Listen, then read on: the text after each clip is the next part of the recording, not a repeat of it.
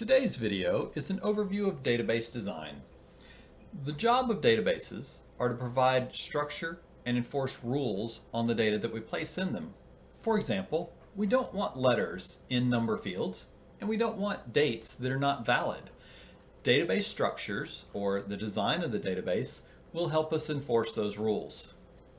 The design of the database includes a couple of things: the name of the database, the list of the tables that we're going to find in the database, which is really just a logical way to separate data into data sets, a list of fields that we would find in each table, and details about each field, such as the type of data, whether or not it's required to be filled in, and the default values that we might use for each field.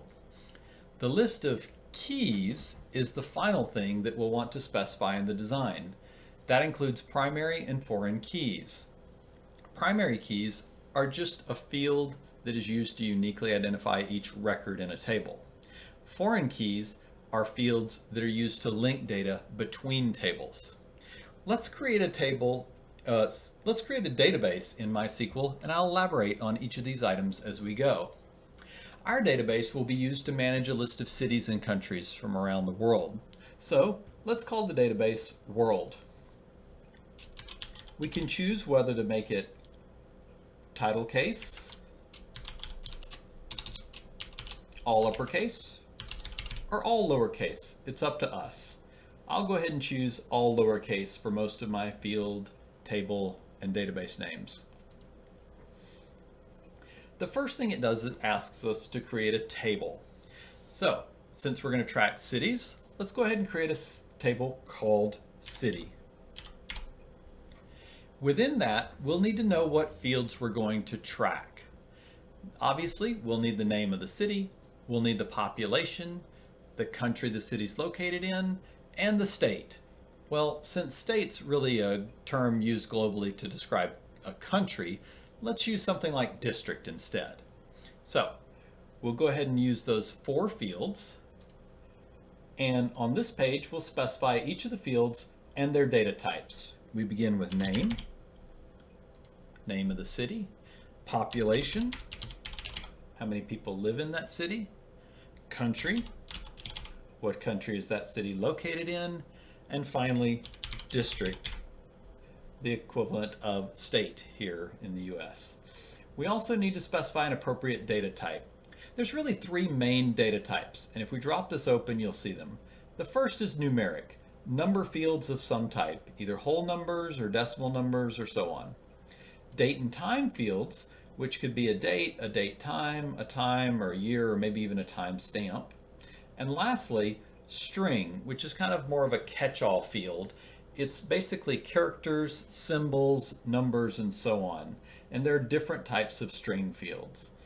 For the name, we're going to go with a string field, and that means it's either going to be a character, in which case we would assume every field would have the same number of characters, or varchar, a variable length character field, which means that each record may have a different number of characters for this field.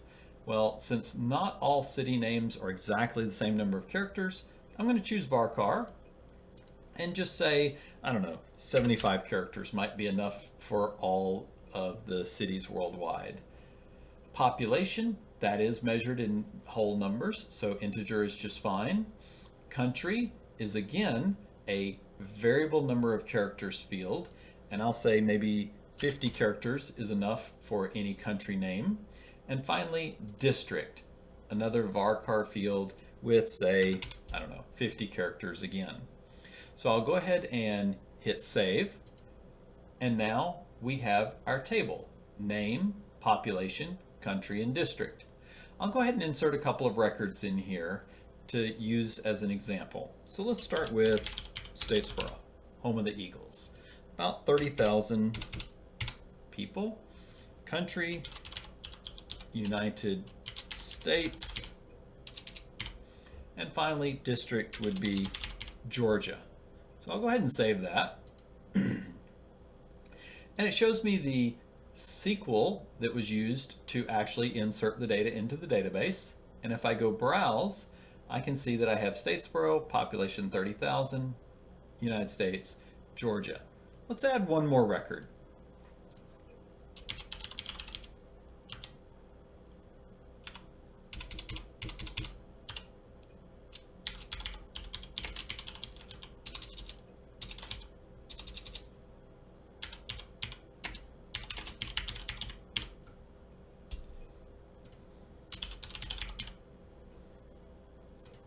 So I've added a record for Atlanta, and you can see it shows me the SQL statement used to create that record.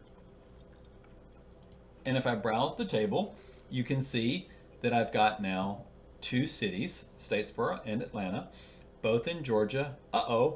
United States. I actually put it in differently for each of the two cities. And this illustrates a problem with databases, that you must specify a design that eliminates this idea of repeating data. This is actually a concept you'll learn about in the database class called normalization. And it's the idea that we make sure that the data is in the database correctly. In this case, I've specified a country field where I allowed myself to type in the country two different ways, and it looks like they're in two different countries.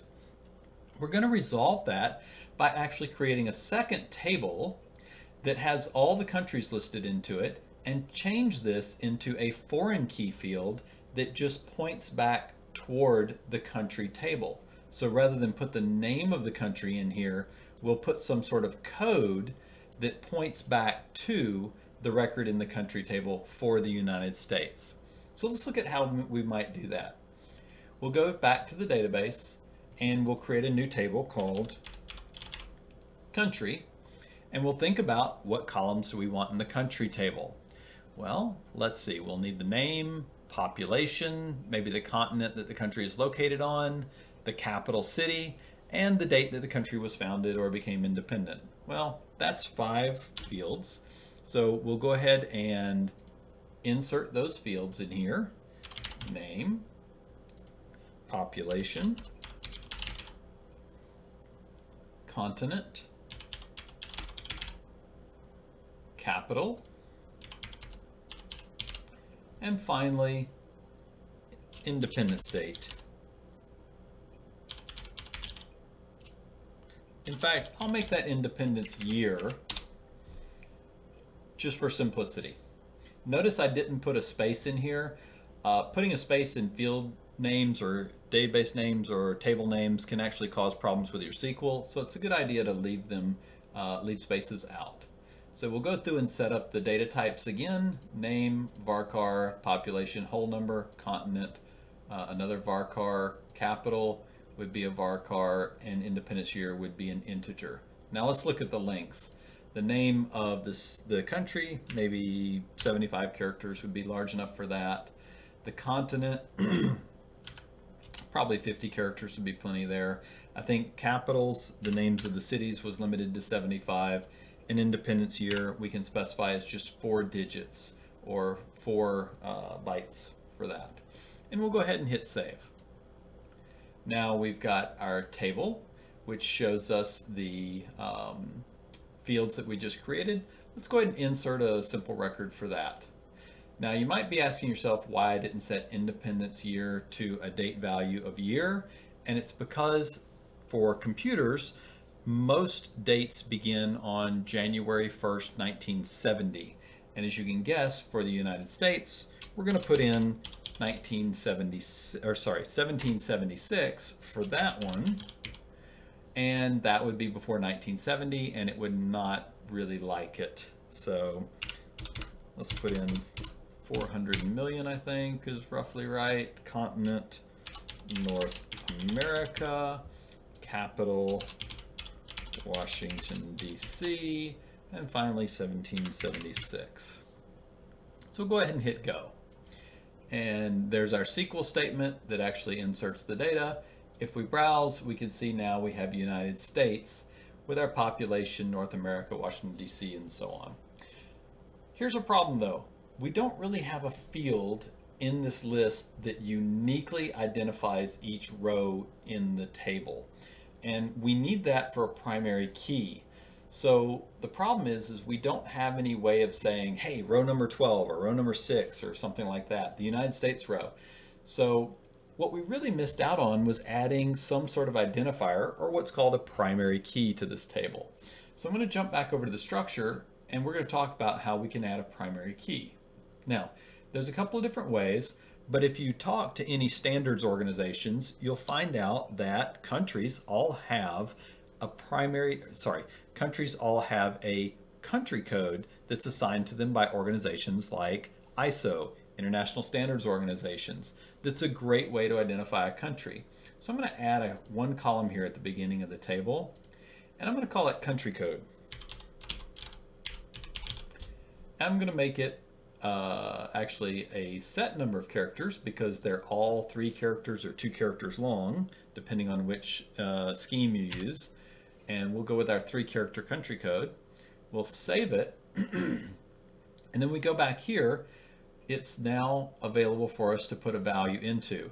But unfortunately, we can't put a value into it right here until we make it a primary key. So I'll jump back over to the structure, and I'll just say I want my country code field to be the primary key for this table.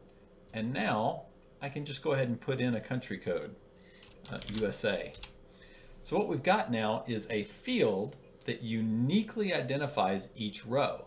We could not create another row with USA as the country code because then it wouldn't be unique and it would give us a problem. We're also not allowed to create new rows that don't have a country code because then how would we identify it?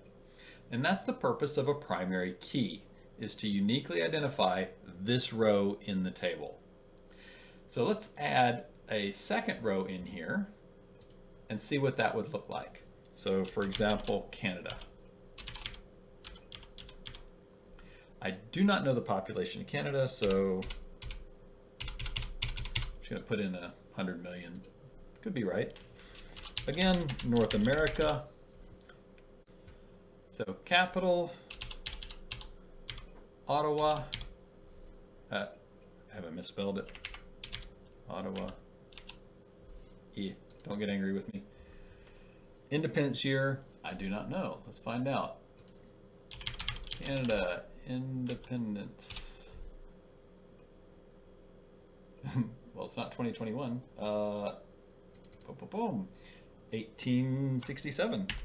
Cool. Learn something new every day. All right, there we go. So now we've got our 2 countries, Canada and USA. Notice it has its own unique country code, the same as the USA does. And that allows us to specifically reference a particular row in the table. Now what we need to do is jump back over, because the whole reason we created this table was because our city table did not have a way of making sure that we only had one United States ever referenced throughout here. So the first thing we need to do, and I'm going to go ahead and change all these fields right here to USA. It'll make things a lot easier in a moment. Let's try that again. Update city, set country equal to USA. There we go. It updated the rows. Okay, so now that we've actually specified a country code, we can go change this structure. So we'll go ahead and change this. We'll change country from the name of the country to country code. It's really now a fixed number of characters set to 3. So we'll make that change, we'll save it, and you'll see now if we browse, it still looks exactly the same, but the structure is specifically saying that country code is what we're looking for. And what we really need to do is create what's called a foreign key relationship, saying that we'll only accept country codes that can be found in the country table. Unfortunately, that's beyond the scope of this video. You'll learn more about that in your database class. Now, we will say that we're lacking a primary key for this table. If I browse here, you'll see we've got Statesboro, Atlanta.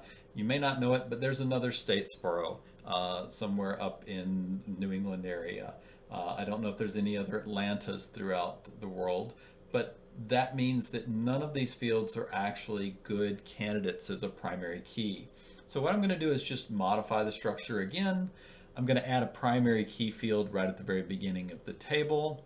And this time, I don't really have codes for cities. There's no STB to represent Statesboro. So instead, I'm just going to go ahead and call it CityNum. And we're going to use an integer to number each of the cities. And it's just going to be some arbitrary number that we assign. And if we scroll over, there's actually an auto increment option. And when you check that off, it assumes that that's going to be your primary key, which it is. So I'm going to go ahead and hit OK and save.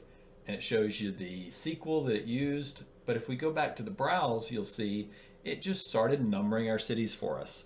When you don't have a field or a value that you can use to actually uniquely identify something like a country code, then the best thing to do is just auto number everything. And it will just assign a new number to each value that you put into the table. Let's take a look at what that might look like. If I do an insert, I can just skip city number and say New York. Population, I don't know, they probably have a lot of people there, so let's see. I'll put 10 million. I don't know if that's right or not, but now I'll put in USA, and the district is going to be New York. So I hit save, and if I go back and browse the data, you'll see it went ahead and assigned it city number 3. And now we can always say, hey, go look at city number 2 or city number 3 in this table, and that's the one I want to update or read or delete or whatever. That is the process of creating a primary key. So, in summary, your job in designing a database is to create a structure for the data that organizes it. In this case, we've got a database and it's structured into different tables, and those tables are different sets of data. We want to prevent bad data from getting into the table, which means specifying things like data types and primary keys and foreign key relationships. And finally, we want to make sure that we understand and define those relationships between the tables. So in essence, we have things like a country code, which references a value in another table.